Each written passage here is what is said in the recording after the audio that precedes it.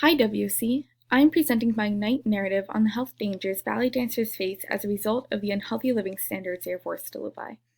Ballet dancers face societal pressures that impose onto them an unrealistic standard of beauty that results in unhealthy living habits. Ultimately, ballet should be about the art, not body image.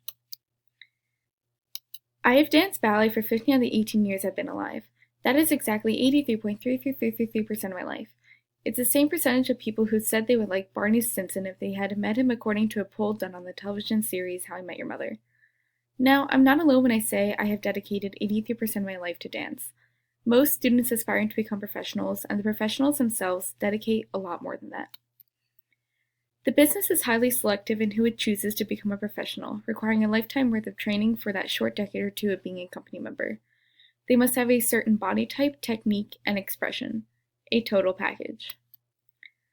Those who are competing for a role and more so a spot in a company work incredibly hard and are sometimes even successful in achieving their goals, but at an alarming, incredibly dangerous price: the onset of an eating disorder. Author Amy Liu once said, "Eating disorders are like a gun that's formed by genetics, loaded by culture and family ideals, and triggered by unbearable distress." Dancers are taught that being skinny means being better and more favorable in the eyes of their audience. Ballet has become a genre of dance overcome by the societal standard to look thin, creating an epidemic of eating disorders that claims the talent and lives of these dancers. The eating disorders prevalent among the dancers of this culture stems from a genetic predisposition, the unfaltering promotion of being hyper-aware of their body image, and the pressure to maintain that image, knowing that if they didn't, their hard work and time spent would have been for nothing. At a young age, dancers are taught that being skinny means looking more favorable. To look graceful and beautiful means to look skinny and light, an idea that has affected thousands of dancers throughout history. My indoctrination into this form of thinking began at age 11 when a teacher told me I needed to watch what I ate so I could look and dance like the primas, the highest regarded position within a company. 1 year later, I took this audition photo for a summer intensive I wanted to attend that year. My teacher's assistant had told me I needed to eat less to make this picture look better for the judges deciding if I should join their program. For dinner that night, and for the following 2 months leading up to my live audition, I asked my mom to serve me smaller portions for dinner. Age 16, costume fitting. Not my first, and definitely not my last. My dance teacher, after struggling to clip the corset shut, said that I needed to go on an all-yoga diet for the next couple of weeks so the costume could fit me better. This problem persisted throughout my childhood, and I only attended a small school in Philadelphia suburbs. Imagine the larger pressures a dancer faces to look thin in more well-known companies worldwide.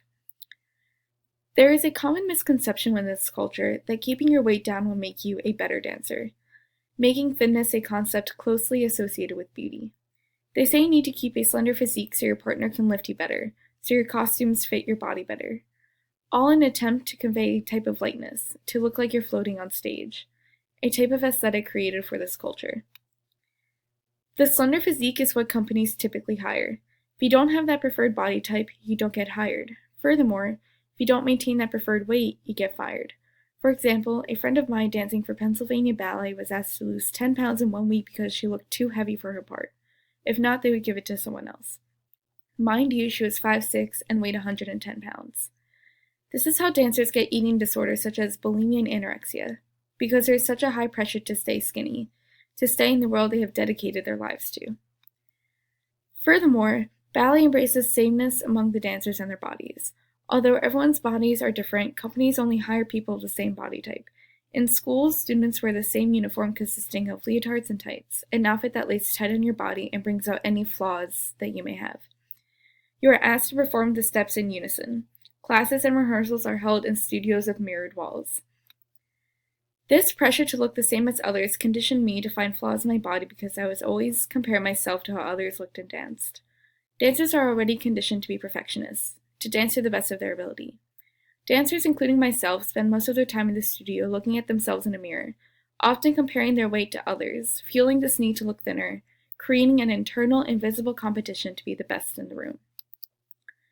Here I have an example of the pressures dancers face with the height-weight requirements published by the Bolshoi Ballet Academy, the largest and one of the most prestigious ballet schools in the world.